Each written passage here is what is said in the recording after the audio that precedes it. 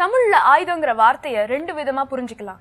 அழிவு தரக்கூடிய கருவியையும் ஆயுதம் தான் சொல்றோம், ஆக்கப்பூர்வமான ஒரு கருவியையும் ஆயுதம் தான் சொல்றோம். இந்த மாதிரியான ஒரு ஆக்கப்பூர்வமான கருவியை வச்சு புது உலகம் படைக்கணுங்கிற நம்பிக்கையில தான் பாரதி அன்னைக்கே ஆயுதம் செய்வோம்னு எழுதியிருக்காரு. சயின்ஸும் அப்படித்தான். எந்த நியூக்ளியர் எனர்ஜியை வச்சு அணுகுண்டு தயாரிக்கிறோமோ அதே நியூக்ளியர் எனர்ஜியை வச்சுதான் எலக்ட்ரிசிட்டியும் உருவாக்குறோம்.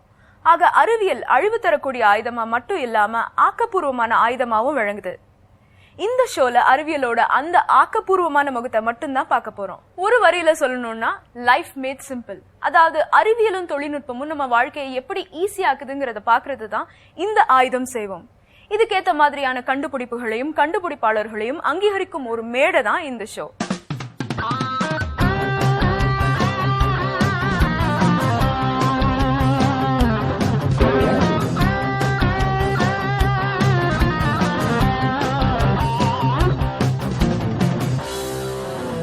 சமீப காலத்துல நம்ம சுற்றுப்புற சூழலுக்கு இருக்க பெரிய பிரச்சனை பிளாஸ்டிக் குப்பை.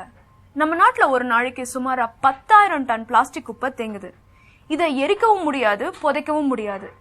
எரிச்சாலும் பொல்யூஷன், புதைச்சாலும் பொல்யூஷன். அதுக்காக பிளாஸ்டிக்கே வேண்டான்னு மொத்தமா ஒதுக்கி வைக்கவும் முடியாது. உட்கார்ற சேர்ல இருந்து ஓட்டுற கார் வரைக்கும் எல்லாமே பிளாஸ்டிக் மயம்தான். அப்ப மலமலையா குவிற பிளாஸ்டிக் குப்பையை என்னதான் செய்யறது? இதுக்காக தான் மதுரை தியாகராஜா கல்லூரி ப்ரொஃபசர் வாசுதேவன் ஒரு வழியை கண்டுபிடிச்சிருக்காரு. பசங்களுக்கு பாடம் எடுத்து அட்வைஸ் பண்றதோட நிறுத்திக்காம ஏன் நாமே ஏதாவது உபயோகமா செய்யக்கூடாதுன்னு யோசிச்சிருக்காரு. யோசிச்சுட்டு இருந்தவர் கண்ணுக்கு பிளாஸ்டிக் குப்பைங்க பட்டிருக்கு. அத என்ன பண்ணலாம்னு ஆராய்ச்சி பண்ணவருக்கு கிடைச்ச யோசனை தான் இந்த பிளாஸ்டிக் ரோட்.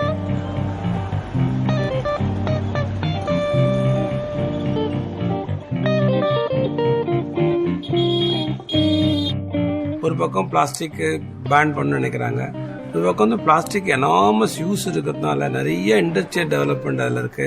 நீ தமிழ்நாட்டிலே எடுத்து பார்த்தீங்கன்னா மோர் தென் 10,000 கம்பெனி இதில் இருக்குது. அது அவ்வளோ படம் பிளாஸ்டிக்கை நம்பி தான் இருக்கும்போது இந்த பிளாஸ்டிக்கை ஏன் பேன் பண்ணணும், இது ஏன் யூஸ்ஃபுல்லாக பண்ணக்கூடாதுன்னு யோசித்த போது 2001 இந்த பிளாஸ்டிக்கை யூஸ் பண்ணி ரோடு போட முடியும் அப்படின்னு ஒரு கண்டுபிடிப்பை எங்கள் லேபில் பண்ண ஆரம்பித்தோம்.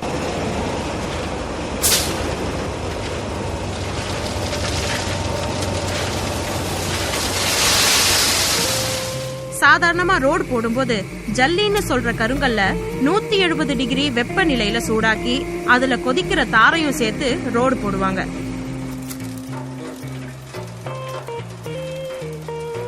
பிளாஸ்டிக் ரோட் ப்ராசஸ் எப்படின்னா, முதல்ல பிளாஸ்டிக் குப்பைய நல்லா துண்டு துண்டா வெட்டிடுவாங்க.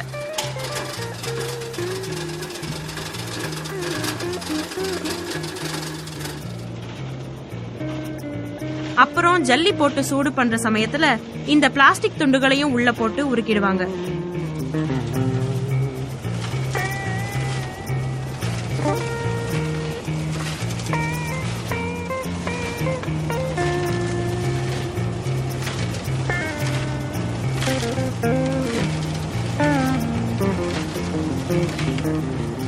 இப்படி செய்யும் போது ஜல்லின்னு சொல்ற அந்த கருங்கல்லோட உருகி போன பிளாஸ்டிக் துண்டுங்க ஒரு லாமினேஷன் மாதிரி போய் ஒட்டிக்குது.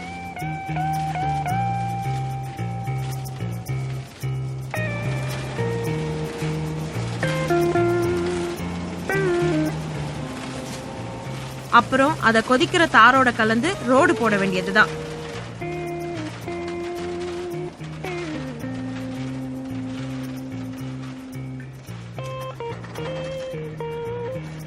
முதல்ல பிளாஸ்டிக்கும் தாரும் ஒரே மூலக்கூறான பெட்ரோல்ல இருந்து வருது. அதனால பிளாஸ்டிக்கும் தாரும் ஓருடல் ஈருயிர் மாதிரி கெட்டியா ஒட்டி இருக்கும்.